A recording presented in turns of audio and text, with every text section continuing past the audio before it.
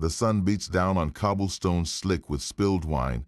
You are a wine merchant in ancient Rome, and the empire's thirst is your fortune.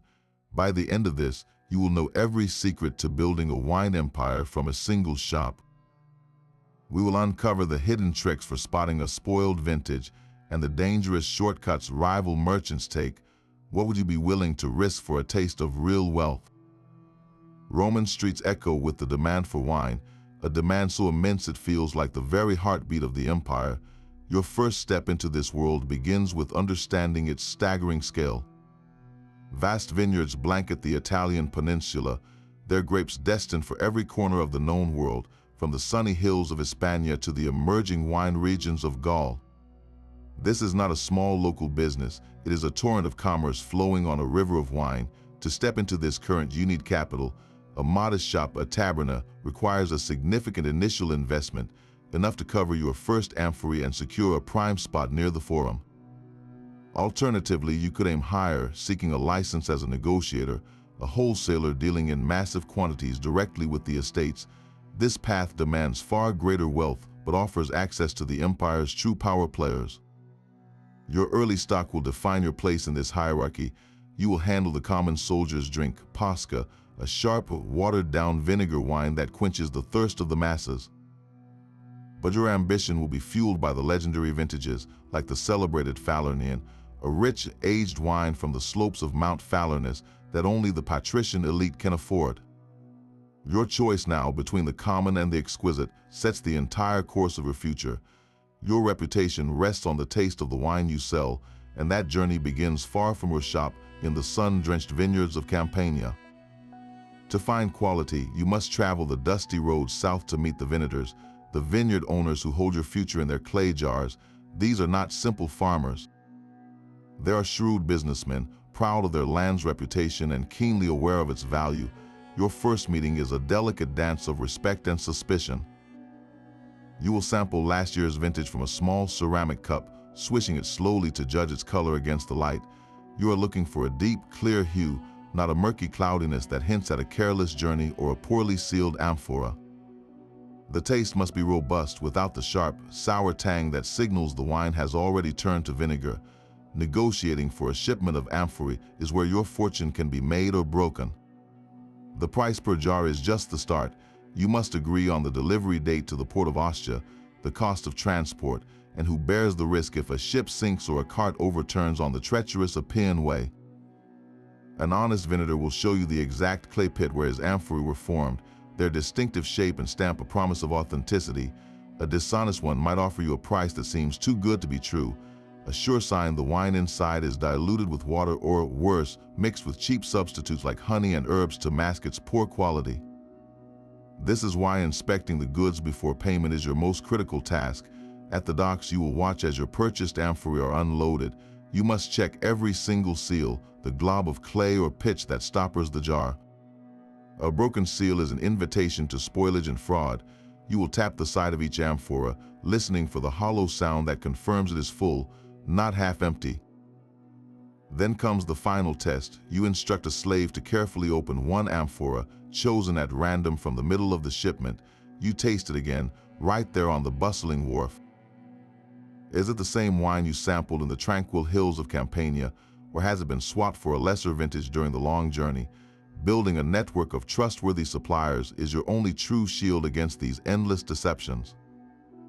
One bad deal with an unscrupulous supplier could poison your name in Rome forever, turning your dreams of empire into just another stain on the cobblestones. That sealed amphora in your hands is now your entire fortune on the move.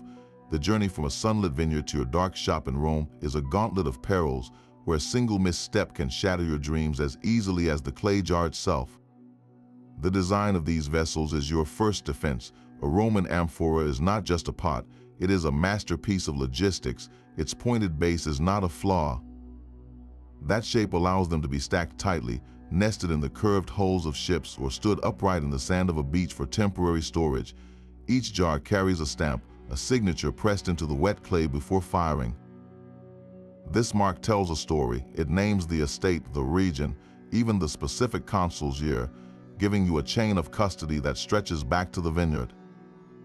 To a trained eye, that stamp is a promise of quality and a guarantee of origin, but a promise is fragile on the open sea.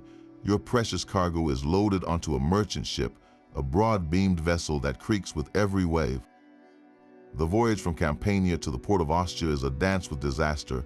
Sudden Mediterranean storms can send a ship and its entire inventory to the seabed in moments, your investment lost forever to the deep. Even without a storm, pirates haunt the trade routes, eager to seize a rich cargo of wine and sell it for their own profit. If your ship does arrive safely, the danger is not over. The amphorae are transferred to heavy ox carts for the final, jolting journey up the Tiber River road to Rome. Every rut in the stone pavement is a potential catastrophe. A broken amphora means more than lost wine. It means a sticky, pungent loss that soaks into the road and your ledger book. This is the brutal reality of your supply chain. You do not just buy wine, you bet on its safe passage. A merchant who overlooks these risks might as well pour his silver coins directly into the Tiber. So how do you protect yourself from a shipwreck you cannot control or a pirate raid you never see coming?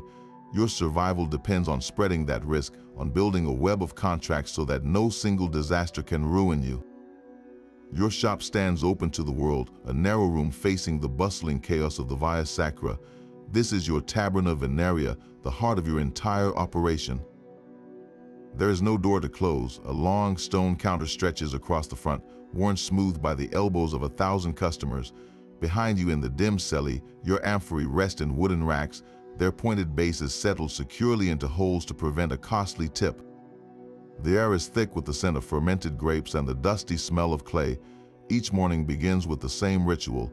Your slave hauls a few key amphorae to the counter, carefully tilting them onto their sides in a sturdy wooden frame for display.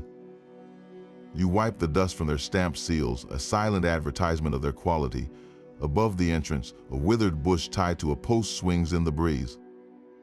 This is your sign, understood by everyone from a literate senator to an illiterate slave. It simply means wine is sold here. Your first customers arrive with the sun. A wealthy patrician servant approaches, speaking in hushed tones as he orders a small, expensive jar of Falernian for his master's evening cena. You handle the delicate amphora with reverence, knowing this single sale could equal a week of other business. Moments later, a group of legionaries on leave crowds the counter, their laughter booming as they slap down coarse copper coins for cups of sharp, refreshing posca, drawn from a massive jar you keep just for this purpose. You must be a chameleon, shifting your manner and your measure to suit each person. For the elite, you are a connoisseur, discussing vintage and terroir. For the common man, you are a quick-handed provider of daily sustenance. This daily dance is your lifeblood, a constant stream of small interactions that together build the foundation of your merchant empire. But the coins collected at this counter are only one part of the story. The real intrigue, the whispered deals that shape fortunes, happen far from the public eye, in the shadows of your storeroom and the back rooms of the city. A patrician steward does not merely buy wine, he acquires an experience. He enters your taberna with a quiet air of authority, his tunic impeccably clean amidst the general grime. His master is hosting a cena that evening, a political affair where the quality of the wine will be discussed as fervently as the quality of the legislation. For him you do not haggle, you present the amphora of Falernian with both hands, pointing to the estate stamp and the consul's year. A vintage he knows is worth its weight in silver. The transaction is a silent agreement of mutual status, your reputation validating his choice. He pays on the spot, and a slave carries the precious jar away to be decanted into a fine glass vessel for the banquet. This is the tray that builds your legacy, one aristocratic connection at a time. Then the scene shifts. A legionary, his leather armor scarred and dusty, leans against your counter and grins. He slaps down a few asses, the small bronze coins that are the lifeblood of the street. He wants posca, and he wants it now. For him you have a large, permanently open amphora, its contents sharp and invigorating. You dip a ladle in and fill his ceramic cup. There is no discussion of vintage, only of refreshment. He drinks it quickly, the vinegar wine cutting through the grime of the drill field, and then he is gone, back into the flow of the crowd. Your shop must be a place for both of these men, a rare crossroads of Roman society where status is both acknowledged and momentarily set aside for a shared need.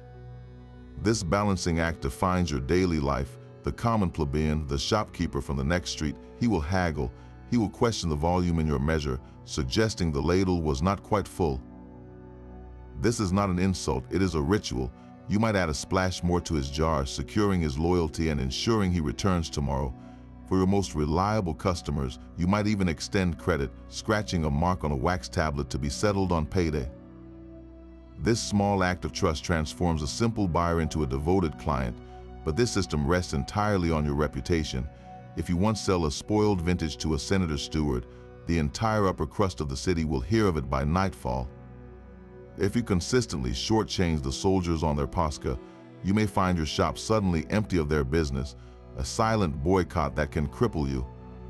Every transaction, from the grandest to the most humble, is a brick in the wall of your standing. So how do you move beyond this daily grind of ladles and ledgers? The true expansion of a merchant empire begins not at the counter, but in the shadows where deals are struck that never see the light of the forum. That reputation you guard so fiercely is tested not in the market, but in the quiet moment before a sale with a single cup in your hand. The true skill of a wine merchant lies in this sensory art, a language of color and taste that separates a valuable vintage from a fraudulent one. Your most vital tool is the cyethus, a small bronze cup with a long, delicate handle. You do not drink from it like a thirsty man, you use it as a probe, dipping it into the opened amphora to draw a sample. The first judgment is for the eyes. You hold the cup to the light, tilting it slowly. You look for a deep, rich color, a ruby red or a golden amber, depending on the grape. More importantly, you seek perfect clarity. Any cloudiness or visible sediment swirling in the liquid is a warning sign of a wine that was poorly made or has spoiled on its journey. A murky wine will turn a patrician's stomach and your good name to dust. Next, you bring the cup to your nose. The aroma should be clean and fruity, the essence of the grape itself. If you detect a sharp, pungent smell like vinegar, the process of acidification has already begun. The wine is turning sour and no amount of bargaining can salvage that jar, but some dangers are more subtle and far more sinister. A dishonest merchant or a desperate vintner might try to mask a wine's flaws with additives. A wine that smells unnaturally sweet with a hint of cooked grapes might be cut with sapa. This is a syrup made by boiling grape juice in a lead pot, a process that concentrates the sugars but also leaches deadly lead into the liquid. It sweetens a sour wine, but it poisons the drinker over time. You learn to distrust an aroma that is too perfect, too cloying. Finally, you taste. You take only a small sip, letting it wash over your tongue. You are not drinking for pleasure. You are searching for the truth. Is the flavor balanced and robust, matching the sample you approved at the vineyard? Or is it thin and watery, a sign it has been diluted after the fact? Does it leave a strange metallic sensation on the palate, another hint of that toxic lead additive? A single bad amphora sold to the wrong person could end your career. This daily ritual with the cyethus is your shield. It is a skill honed through experience and failure, a constant reminder that in the world of Roman wine, what you see, smell, and taste is the only thing standing between your empire and ruin. That single sip on your tongue holds a secret world of alchemy. Beyond simply spotting spoiled wine, your most critical skill is understanding what other merchants might have added to it. Blending was not a crime, it was an art form. A sharp wine from the north might be mixed with a sweeter one from the south to create a more balanced, more desirable flavor for the Roman palate. This was your craft, your recipe for creating a house style that customers would seek out. You might add a hint of honey to soften a harsh vintage, or stir in a pinch of precious spices like saffron or pepper to create a luxury drink that commanded a higher price. Even a measured amount of seawater was sometimes used, not to cheat, but to adjust the acidity and act as a natural preservative. These were the open secrets of your trade, the tricks that built a merchant's reputation for a unique and satisfying product. But this art had a dark and dangerous twin. Adulteration was the line you dared not cross, while a little honey was enhancement. Too much was a deliberate attempt to hide the taste of a wine that had already turned.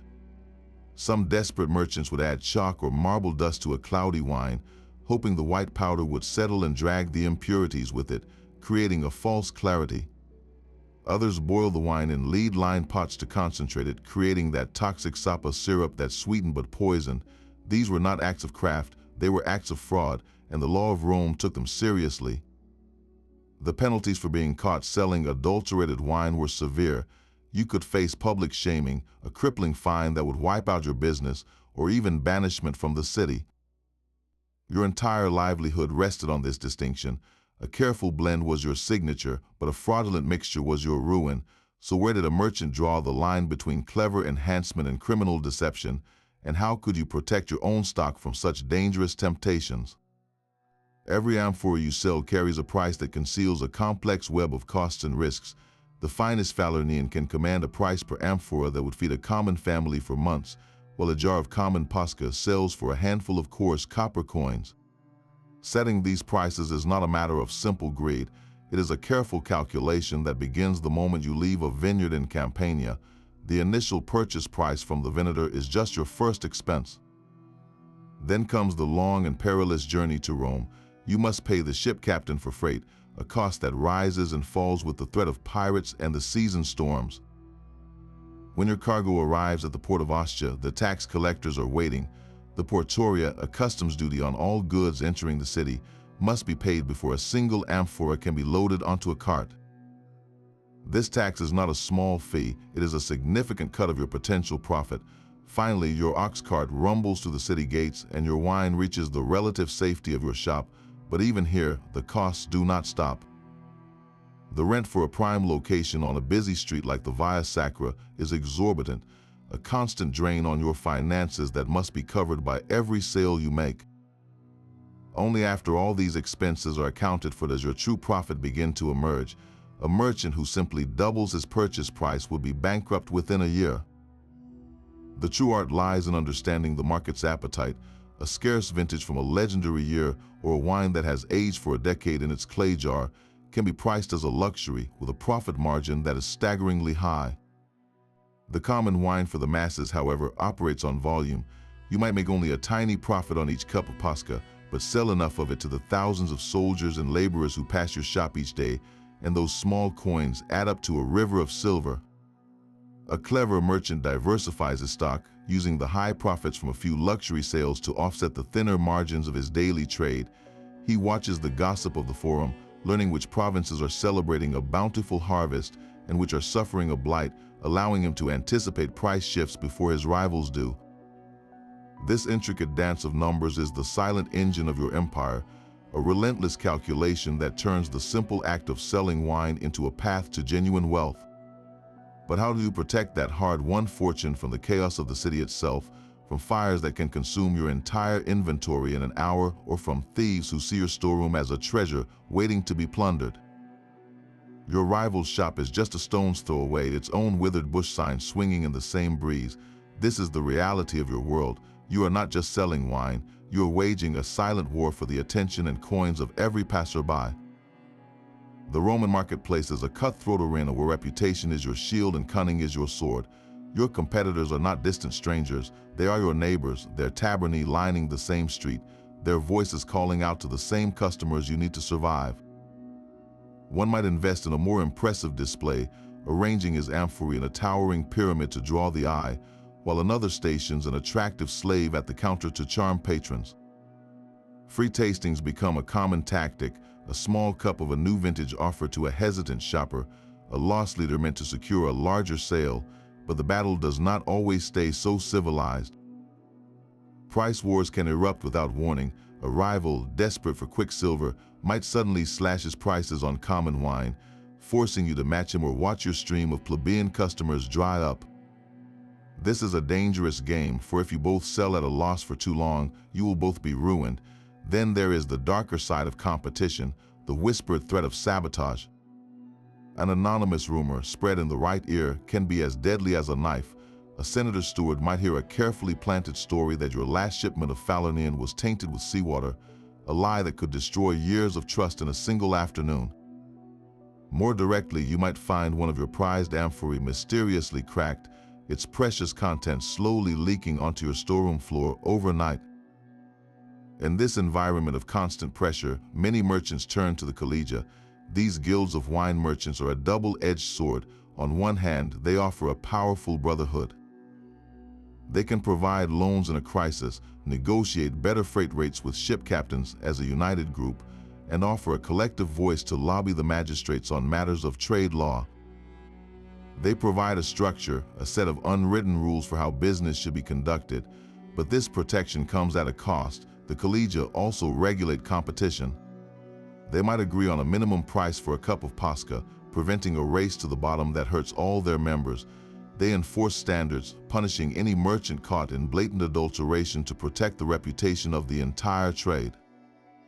To step too far outside their norms, to undercut your rivals too aggressively, or engage in blatant fraud, is to risk being ostracized by the very network you rely on for survival. Your success, therefore, becomes a delicate balance of individual ambition and collective restraint. You must be aggressive enough to thrive, but wise enough not to make enemies of the entire system that supports you. The constant pressure of competition fades to a distant hum when the city itself prepares for a feast. Your fortunes as a merchant are tied not just to supply and demand, but to the sacred rhythm of the Roman calendar. 2 days each year transform your entire business, the Venalia Rustica in the spring and the Venalia Urbana in the high summer. These are not mere holidays, they are state-sanctioned explosions of demand dedicated to Jupiter and Venus, festivals where the first taste of the new wine is a religious and civic duty. The Venalia Rustica in late April marks the opening of the new wine from the previous year's harvest, a rustic celebration asking for Jupiter's blessing on the budding vines. The Venalia Urbana in August is a grander, urban affair where the now matured wine is officially consecrated. For you, these are the most critical sales days of the entire year. Preparation begins weeks in advance. You secure your largest shipment of the newest, most vibrant wine, ensuring you have enough amphorae to meet the surging crowds. You instruct your slaves to polish every jar until the ceramic gleams, arranging them in impressive displays that promise celebration. On the morning of the festival, the entire city feels different. The normal bustle of commerce is replaced by a palpable excitement. Temples are adorned with flowers, and the air smells of incense and roasting meat. Your shop becomes a hub of this festive energy. You might offer a special promotion, a free sciathus of the new vintage to anyone who purchases a full amphora, a small loss that guarantees a larger sale. For the elite clients, you have set aside amphorae from specific prestigious estates, their stamps clearly visible, knowing these will be the centerpieces of their private feasts. The common people, flush with a holiday spirit and perhaps a day free from labor, flock to your counter with coins in hand, eager to participate in the ritual. They buy not just a drink, but a piece of the celebration itself. On these days, you are not merely a merchant, you are a provider of joy, a facilitator of a city-wide tradition. The river of silver flowing into your strongbox is a testament to your foresight, but this annual windfall is a fleeting opportunity, and the coins you collect must be guarded with the same cunning you used to acquire them. The first hint of gray light finds you shivering on the docks at Ostia, long before the city behind you has begun to stir.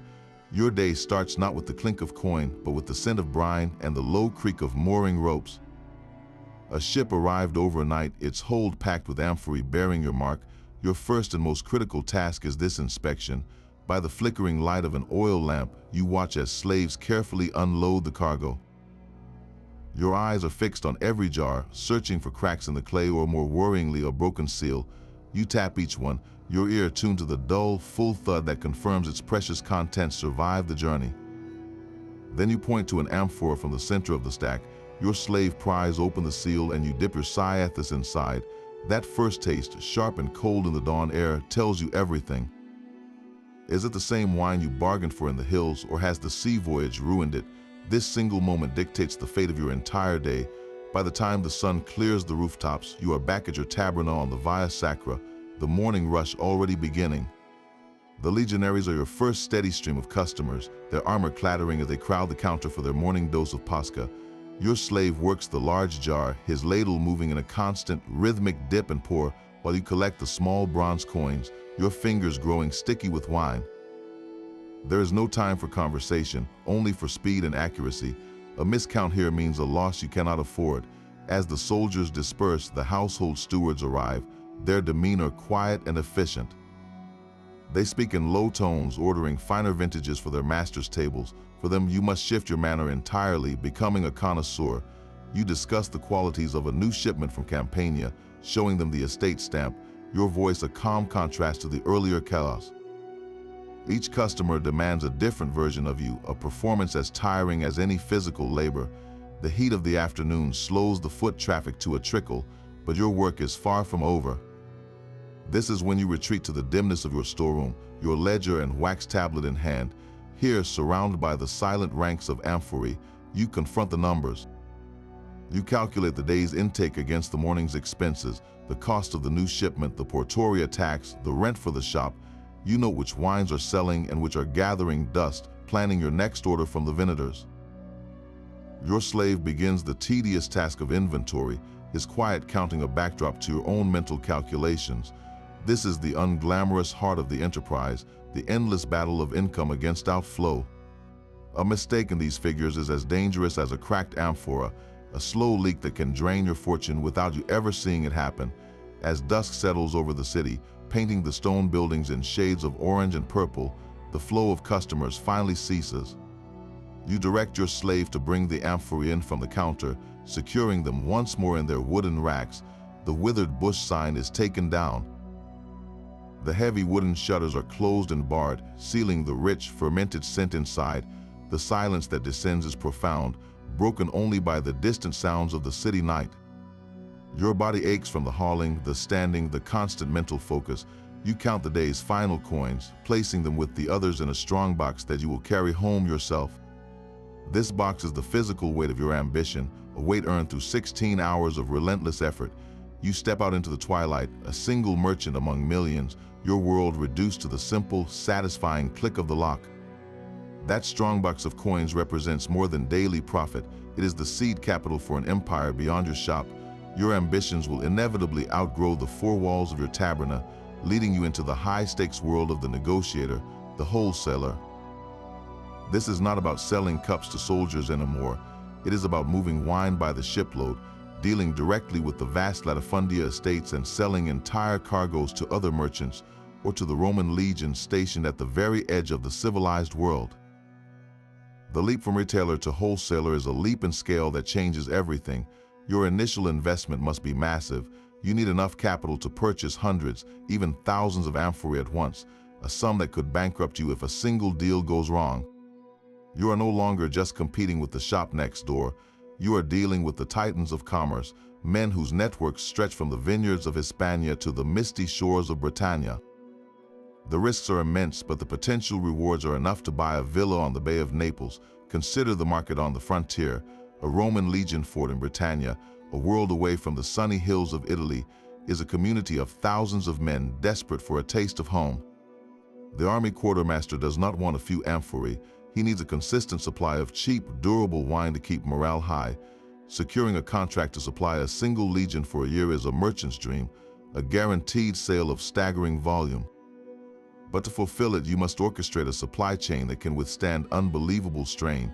Your wine must travel hundreds of miles overland on rutted roads, then brave the treacherous waters of the Atlantic, a journey that can ruin even the hardiest vintage.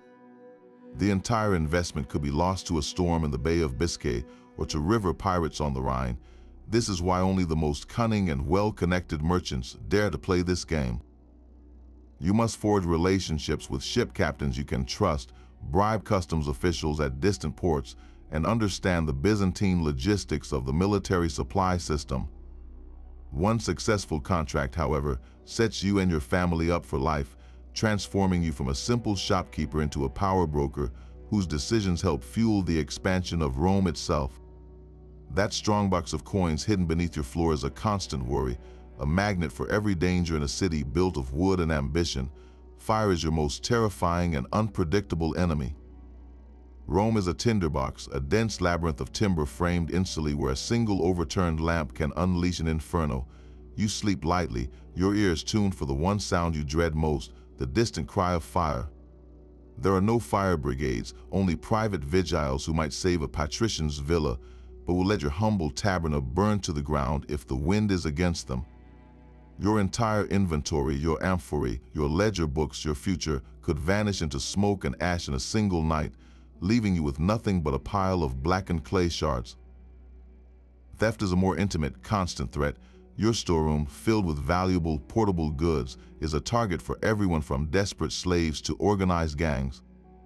You bar the shutters with heavy wood and trust no one, but a determined thief with a crowbar can be inside in minutes, draining your amphory into his own skins or simply carrying the entire jars away into the dark alleys. You learn to hide your best stock in false walls or buried pits, never keeping all your wealth in one place, but these physical dangers are nothing compared to the cold hand of the law.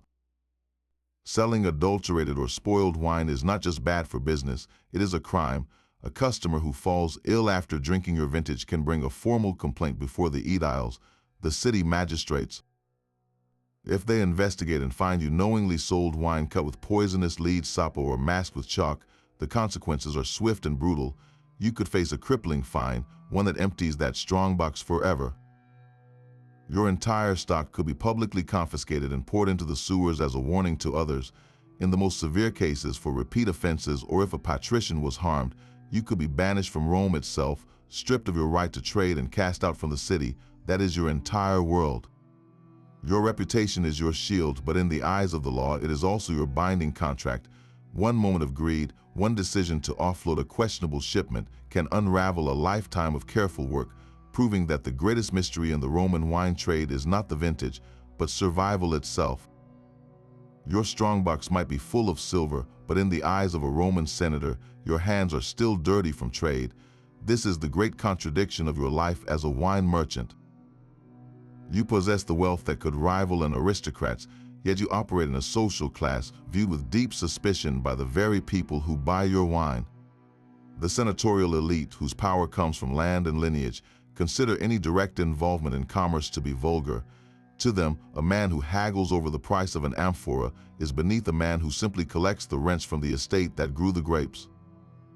Your wealth is necessary, even desirable, but the method of its acquisition is a stain on your character. You are caught between worlds, a wealthy commoner in a society that officially despises the source of your fortune. So how does a merchant navigate this invisible wall? Some choose to wear their success quietly, investing their profits into more shops, more shipments, a larger but equally scorned commercial empire. Others, however, play a more dangerous and ambitious game. They use their fortune as a key to unlock the doors of higher status. A wealthy merchant might finance a public work, like a new fountain or a repair to a temple, earning the goodwill of the masses and the reluctant gratitude of the city officials. This act of public generosity, known as evergetism, does not erase your past, but it begins to paint over it with a veneer of civic duty. The most direct path to respectability, however, runs straight through the family lines of the old aristocracy.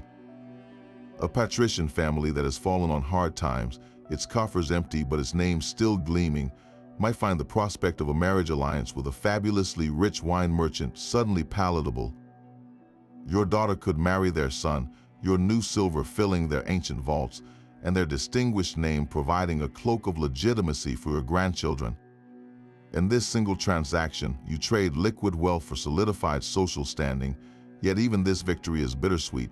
The old families will always whisper behind your back, the father-in-law who drinks your finest Falernian while never letting you forget that you earned your place at his table through trade, not through birth.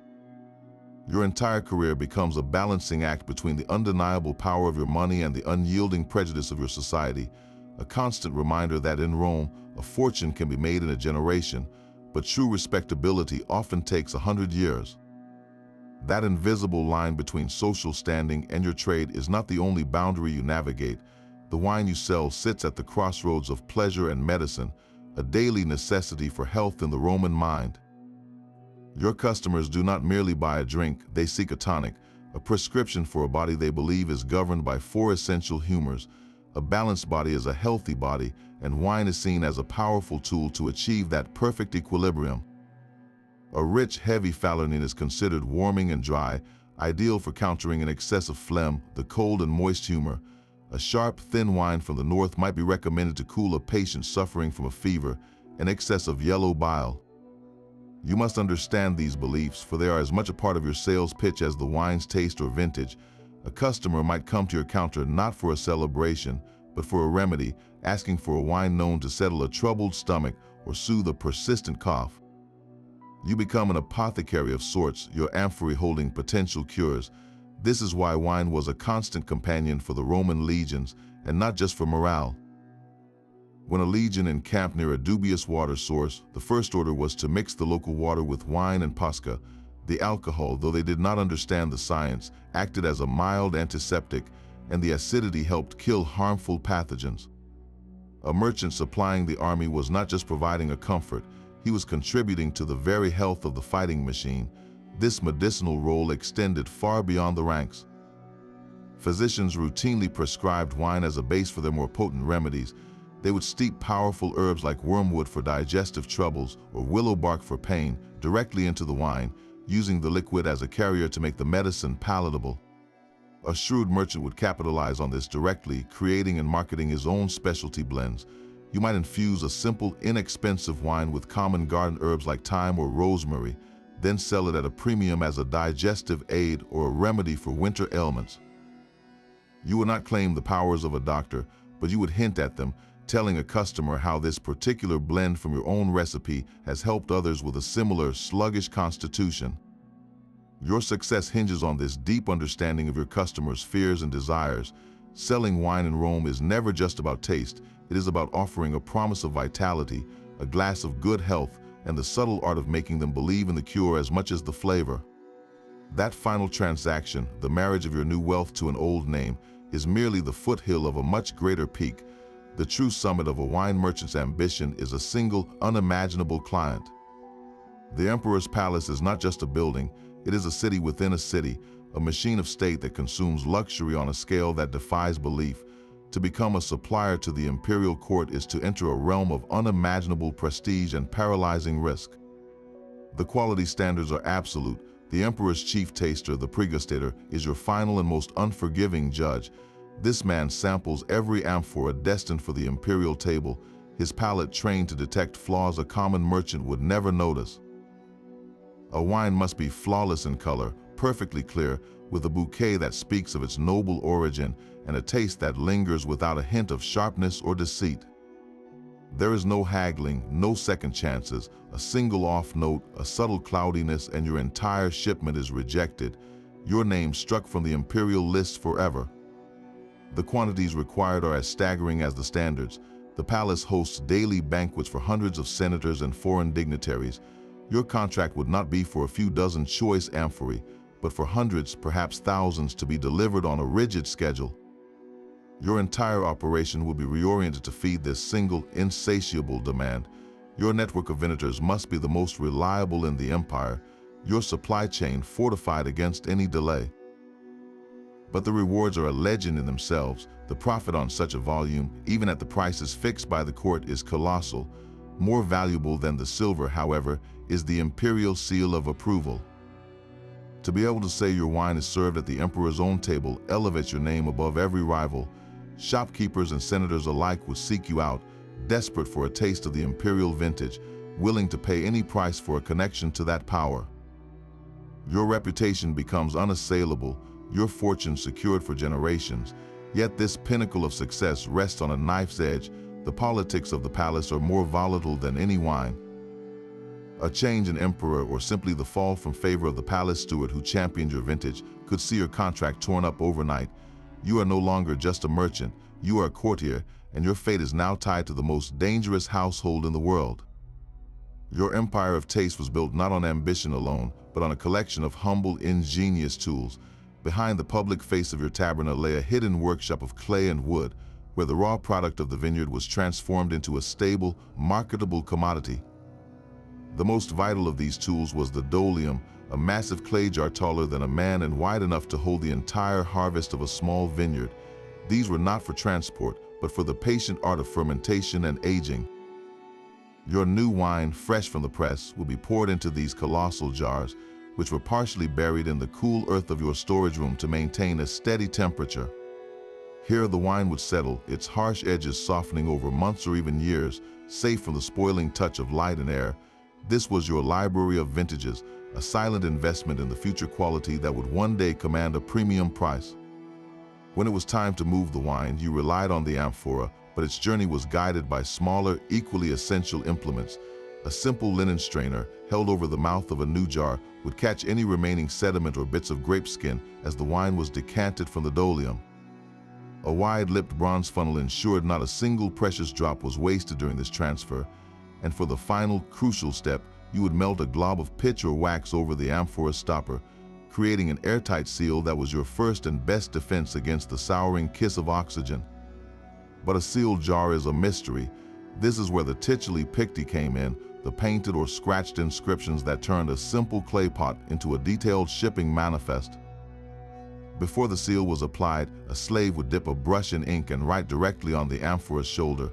These cryptic marks told a story only you and other merchants could read. They recorded the weight of the empty jar, the name of the estate, the region, the vintage year by the consul's name, and even your own name as the merchant taking ownership.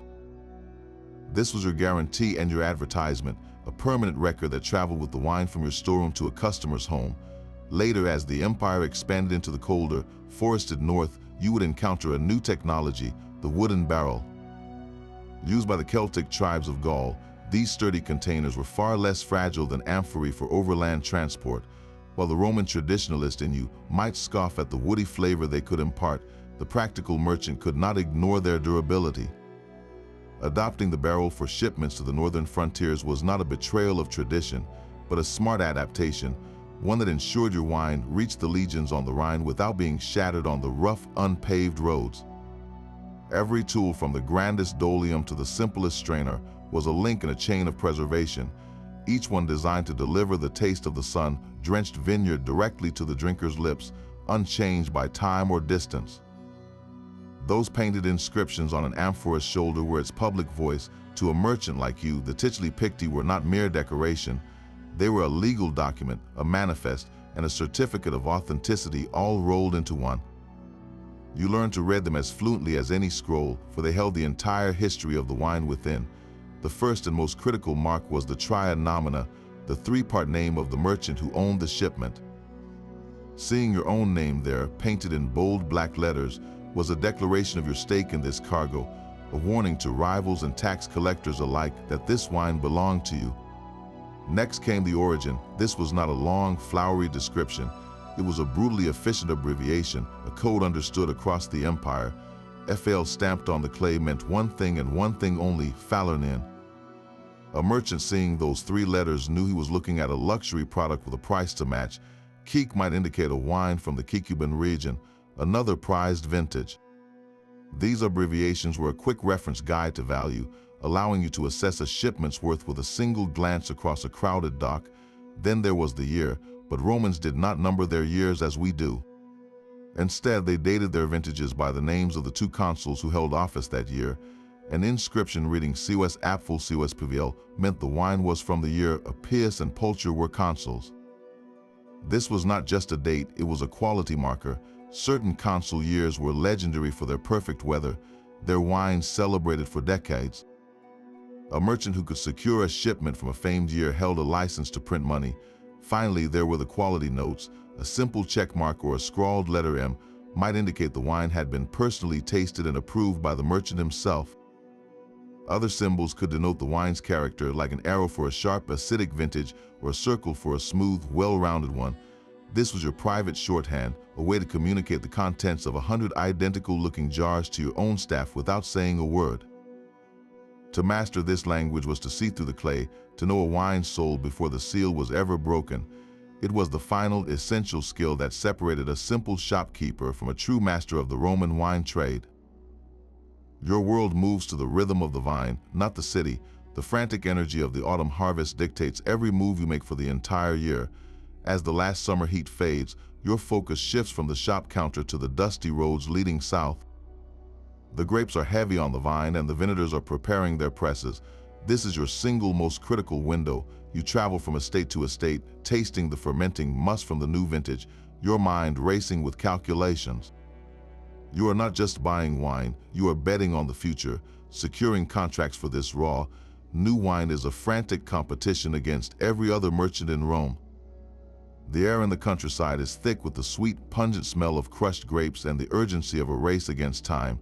You commit a huge portion of your capital, purchasing dozens of dolia worth of wine that is still frothing and cloudy, trusting your palate to predict what it will become after a winter of settling in your storeroom. One misjudgment here, an overpayment for a mediocre batch, will haunt you for the next 12 months. The journey back to Rome is a tense caravan of carts laden with this precious, unfinished cargo, every jolt on the road a threat to your unsettled investment. Then as the first cold rains of November arrive, the frenzy abruptly ends, the harvest is in, the new wine is safely tucked away in your massive storage jars, buried in the cool earth of your cella, and the great machine of the empire seems to slow its pace. This is the winter lull, the crowds on the Via Sacra thin out, soldiers remain in their barracks, and fewer patrons host lavish banquets. Your daily sales of common wine dip, and the steady stream of coins from your counter becomes a trickle. This is when your skill as a manager is tested far more than your talent as a taster. You cannot afford to let your business stagnate. Your solution lies in the silent, aging wine resting in your dolia. While the new wine is unprofitable, the older vintages from previous years have now matured. Their harsh edges have softened, their flavors have deepened. This aged wine is your winter treasure. You begin to carefully decant it into amphorae, selling it at a premium to your elite clients who appreciate the complexity that only time can provide. You market it as a special reserve, a taste of a forgotten summer, justifying a higher price that compensates for the slower foot traffic. Your financial management becomes a delicate balancing act.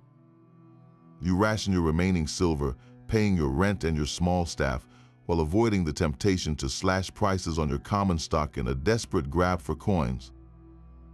A price war in the dead of winter would only bleed you and your rivals dry. You survive on the stored value in your aged amphorae and the meticulous planning you did during the harvest frenzy. The winter is not a time of rest, but a season of patience and strategy, a long exhale where you protect the empire you built during the years frantic and hale. The reputation of your taberna could soar not just on Italian soil, but on the fame of distant lands. Your wealthiest clients craved more than Falernian. They thirsted for stories, for the exotic taste of empire itself. This is where the true scale of your network was tested, reaching across the Mediterranean to the ancient vineyards of Greece and the sun-baked islands of the Aegean. The most celebrated of these was the wine from Chios, a Greek vintage so revered that its name alone could double your asking price. Wealthy Romans considered it a pinnacle of refinement, a drink for philosophers and emperors. Securing even a few amphorae of true Chian wine was a coup that placed you in the highest echelon of merchants, but its journey to your shop was a marathon of logistics and trust. You dealt not with a local vintner, but with a chain of intermediaries, ship captains, and foreign agents. The wine was shipped from the island to major hubs like Athens or Corinth, then transferred to larger vessels bound for Ostia. Each handoff was a point of potential fraud, where a precious cargo of Chian could be swapped for a cheaper imitation from a nearby region. Your only proof was the seal and the stamp, and your trust in a captain you might never meet. Cretan wine offered a different allure.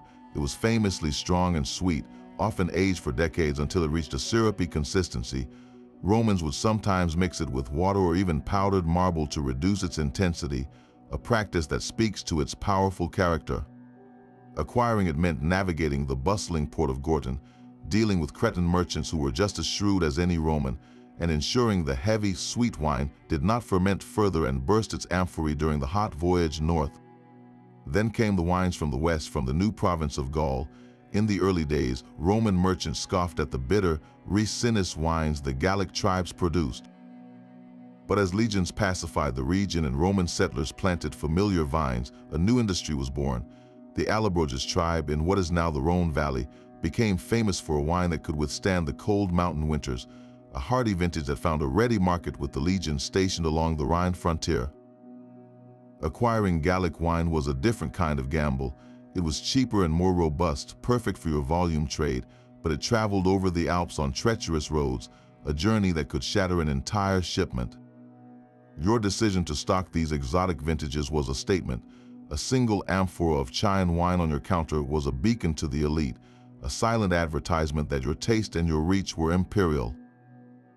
It told every patrician who entered that you were not just a local shopkeeper, you were a citizen of the world, a merchant who could bring the entire delicious breadth of the empire directly to their door. Your name stamped on a clay jar could outlast empires. Long after your taberna has crumbled to dust and your fortune has been forgotten, the most enduring legacy of your trade lies in the garbage.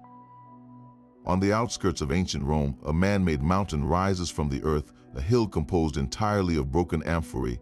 This is Monte Testaccio, a vast archaeological archive built from the shattered remains of your profession.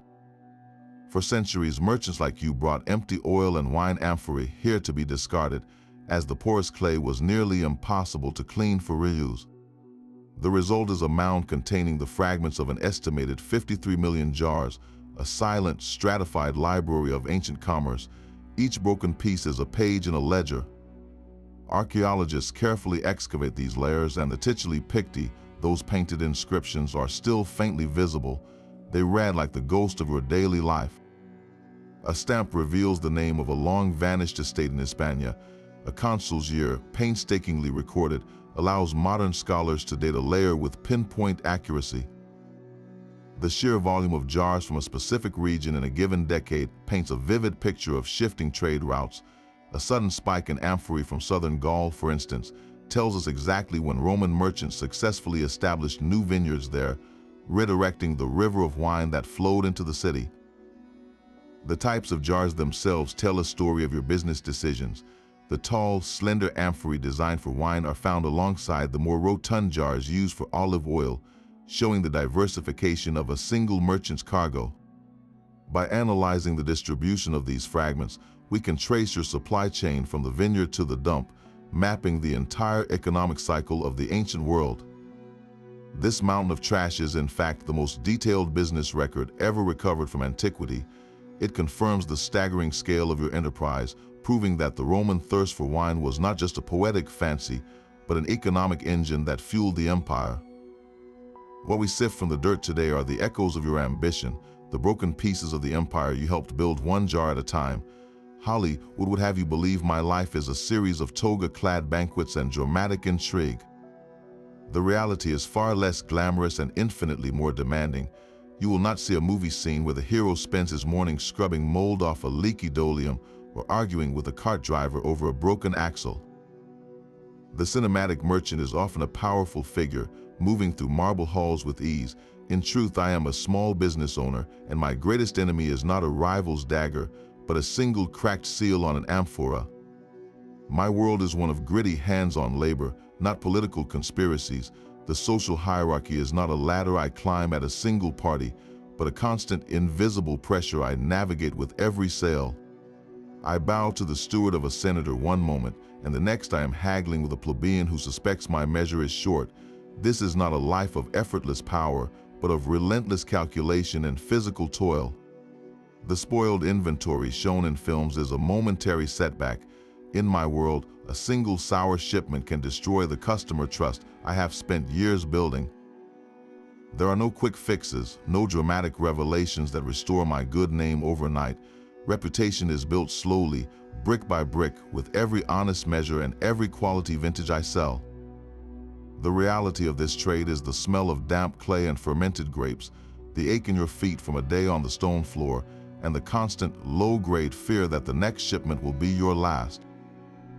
This is the true story of the Roman wine merchant, a story not of epic glamour, but of quiet, determined survival in the bustling heart of an empire.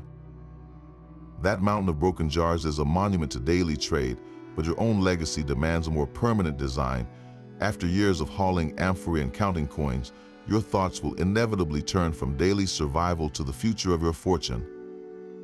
The ultimate measure of your success is not the silver in your strongbox today, but the security it can buy for your family tomorrow.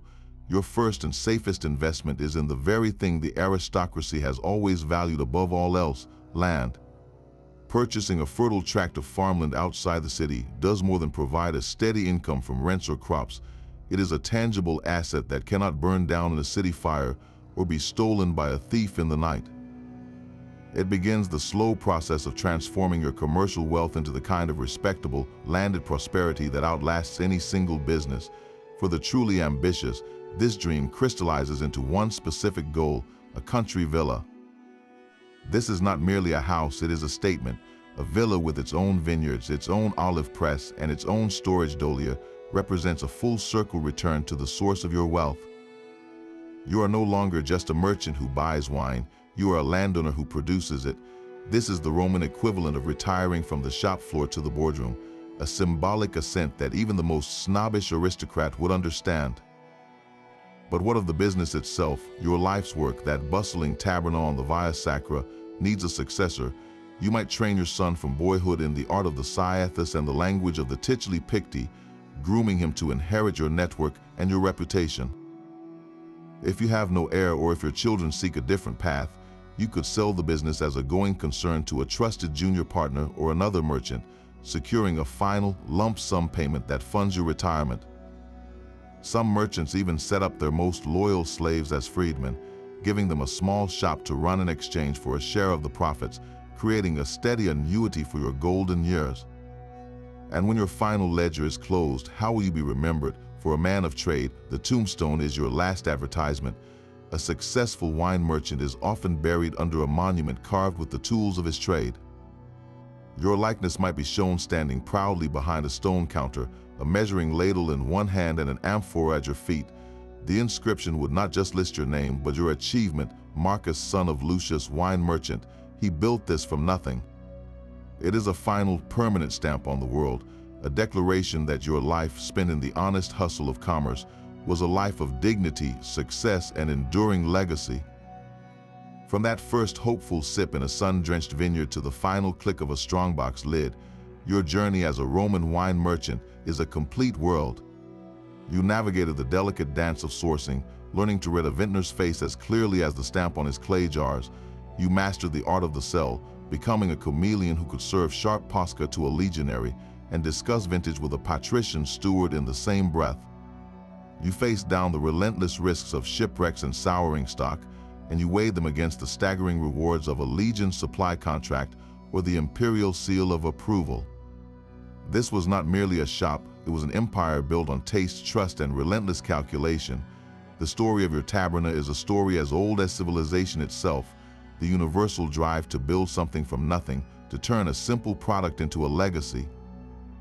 It reminds us that the heart of entrepreneurship, the hustle and hope of it all, beats just as fiercely on an ancient Roman street as it does in a modern marketplace. So if you could step back in time, which ancient craft would call to you?